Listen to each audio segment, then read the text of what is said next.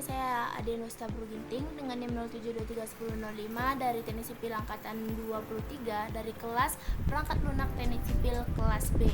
Jadi di sini saya ingin memberikan sedikit tutor bagaimana cara untuk melihat bagaimana simulasi banjir yang akan terjadi jika datang hujan deras menggunakan aplikasi HackRace. Di sini saya memakai HackRace 6.6. Jadi yang pertama kita membuka aplikasinya. Baru yang kedua kita pilih file. Kita tekan new project. Di sini kita beri nama project kita yaitu HackRace Hydro 2D. Baru di sini kita pastikan kita simpan di dokumen, baru kita tekan OK. Baru di sini juga OK kan. Baru di sini untuk unitnya kita pastikan itu ada satuannya adalah unit internasional. Nah, selanjutnya kita tekan Race Maps. Dimana di Race Maps ini kita tekan yang pertama itu kita tekan project, set projects, dimana di sini kita ada gambar file, kita tekan tambah file, baru kita pilih file data yang sudah diberikan oleh Pak Apip, baru selanjutnya kita OK kan. Nah, selanjutnya itu kita tekan project lagi, baru kita create new raster lainnya, baru di sini kita tekan tanda tambah. Nah, di sini tanda datanya ini juga sudah dari yang diberikan sama Pak Apif. Selanjutnya kita create-nya. Ini agak sedikit berloading, setelahnya kita close. Selanjutnya kita tambahkan, tekan geometricsnya sampai berwarna begitu, baru kita tekan project, baru kita create geometricnya, baru kita oke kan. Selanjutnya muncul begini, kita close kan. Selanjutnya di sini kita tekan tanda plusnya, baru kita mulai editing. Nah, setelah kita editing, kita pilih 2D flow aggress-nya. Dan di sini kita juga pilih ini. Baru pertama kita itu tekan perimeters-nya. Dimana perimeters-nya ini untuk kita memblok daerah yang ingin kita melakukan simulasi banjir. Jadi di sini kita pilih titik ujung ini kan titik sini untuk memblok area yang kita inginkan. Cara bloknya seperti ini ya teman-teman.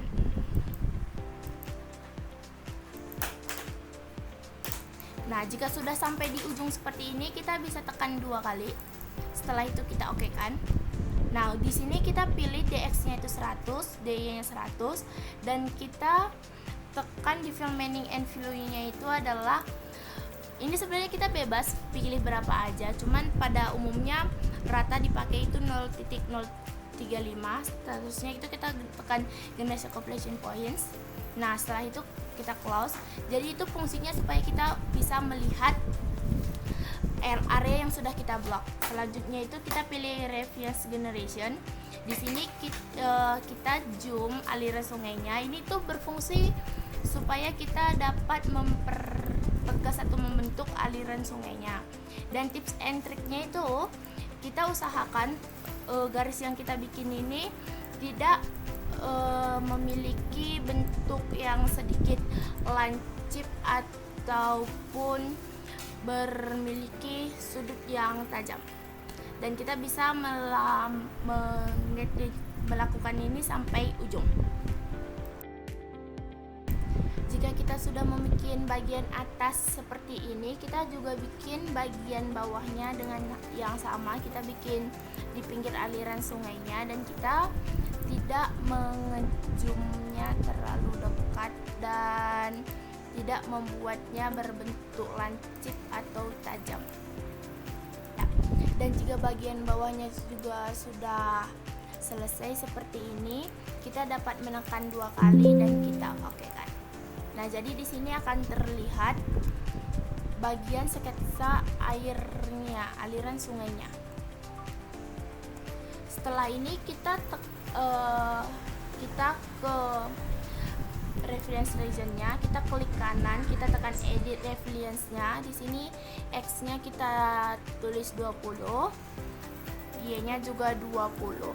Ini berfungsi untuk supaya kita melihat bagian aliran airnya dan kawasan yang bukan alirnya itu agak sedikit berbeda. Nah, selanjutnya kita ke brain lines-nya. Di sini kita bikin garis juga pada bagian aliran sungainya.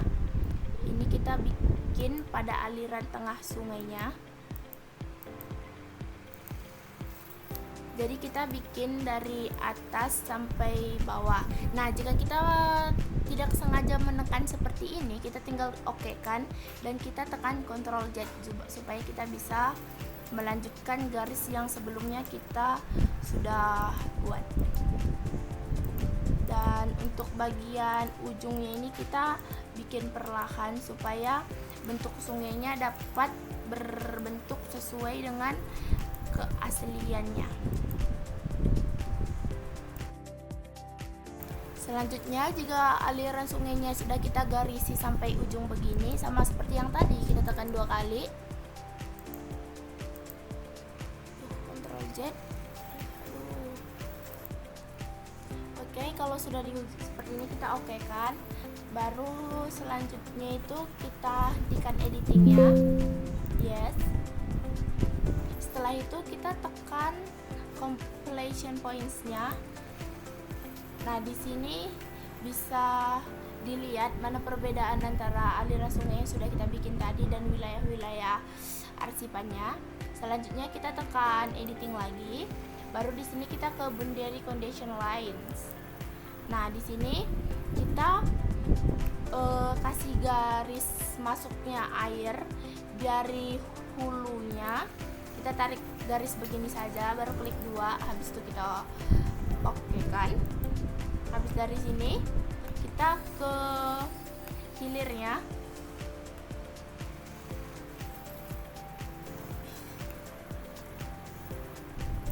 Kita ke hilirnya, juga sudah di hilir kita tarik garis sama seperti di atas, baru tekan 2 kali, baru kita oke kan. Nah, jika sudah kita hentikan editingnya.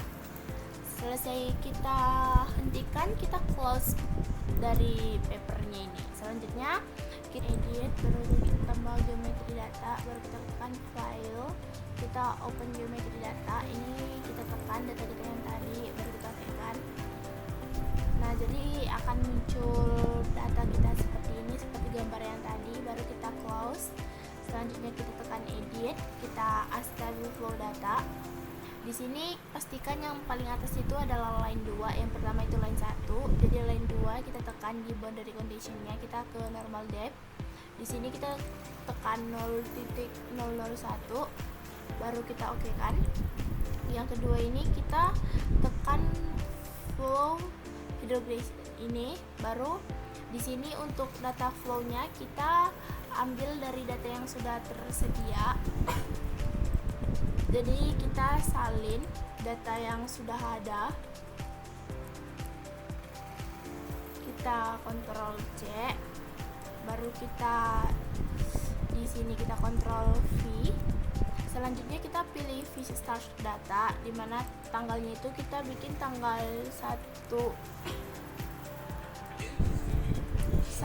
Januari 2025 dan jamnya sendiri yaitu 00:00. Setelah ini kita ubah untuk file floor law-nya ini, kita pilih seperti yang tadi 0.001. Jika sudah seperti ini, kita upload data. Nah, akan muncul kurva N seperti ini. Jadi dari kurva N ini kita bisa membaca tabel sebelumnya. Selanjutnya kita close lagi. Terus kita tekan OK. Selanjutnya ke integral condition. Di sini di integral flow-nya kita pilih 50, baru kita tekan file, baru save understage flow data yang as. Baru kita save di sini, kita kasih namanya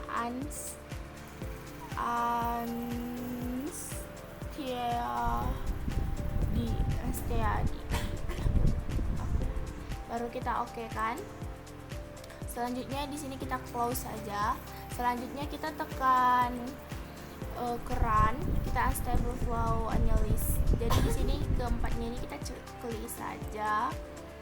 Nah, selanjutnya untuk datanya kita ikutkan dari data yang tadi, yaitu 01 Januari 2025, dan untuk tanggal terakhir itu tanggal 2 Januari 2025, dan untuk startnya itu 0000 dan ending time-nya itu 0 adalah 2100. Setelah ini kita tinggal home charge.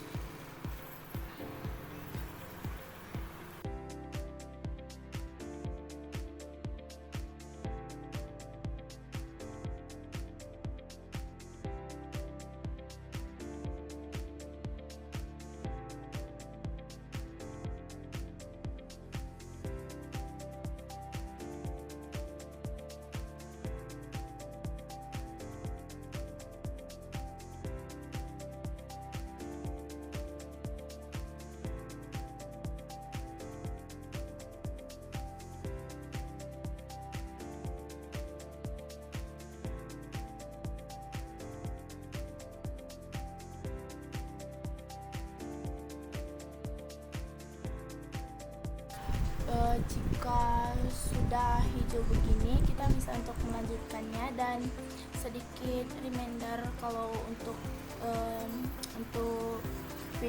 melihat finish yang seperti ini memang sedikit agak lama, jadi di sini saya percepat jadi kayak kelihatan lebih cepat. Selanjutnya kalau sudah hijau begini kita close, ini juga kita close.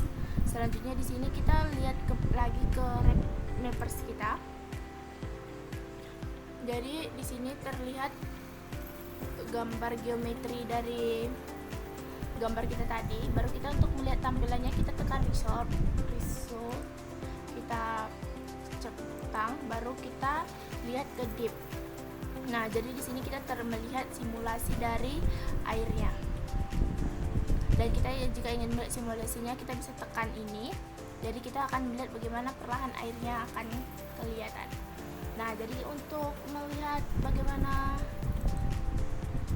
selanjutnya, jika kita tidak ingin melihat garis-garis geometrinya, kita bisa menghilangkan centang pada di ini 2D-nya. Jadi kita lihat ulang, kita bisa lihat deep, baru kita tekan ini, jadi kita bisa melihat. Oke, jadi kita tarik garis ini dulu ke belakang. Jadi kita tekan ini, jadi kita bisa melihat bagaimana simulasi terjadinya banjir pada daerah yang sudah kita pilih.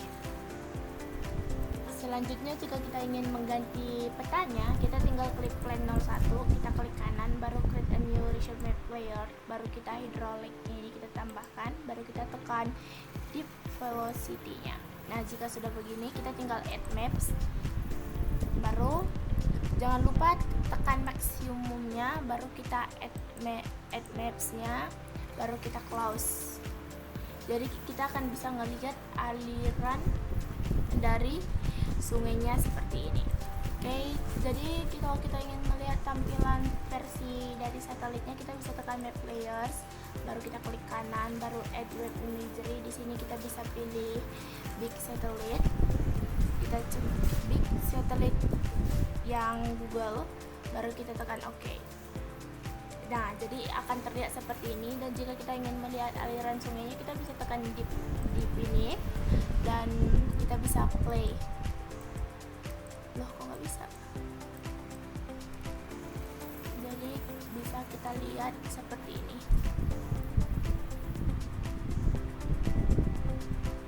Selanjutnya untuk kita mengetahui grafiknya itu, kita tekan pada bawah ini ada flow lines, baru kita tekan garis, baru kita bisa agak ngezoomnya, dan kita bisa tarik garis di sini. Nah, setelah berbuat garisnya, di sini akan muncul profile line, kita klik kanan, baru kita plot time series, kita pilih flow. Jadi di sini kita akan melihat jika grafiknya ke atas, berarti ini sudah benar, dan jika grafiknya terbalik mungkin kita bisa ubah ulang. Dan selanjutnya di sini jika kita ingin melihat kecepatan dari arus alirannya itu, kita bisa tekan matikan deepnya terlebih dahulu dan menghidupkan velocity-nya. Dan di sini kita bisa lihat di mana titik-titik yang memiliki aliran yang lumayan tajam atau deras. Selanjutnya jika kita ingin melihat kedalaman dari airnya ini, kita bisa tekan land, klik kanan, kita tekan create a new semua, baru kita pilih yang hydraulic, kita pilih yang deep velocity. Jika ingin melihat yang paling besar kita tekan maksimum, kalau ingin minimal kita tekan yang minimal. Di sini kita akan tekan maksimal, baru add maps, baru close. Jadi kita bisa lihat, jangan lupa matikan velocity-nya, dan di sini bisa kelihatan mana paling dalam di airnya ini semuanya.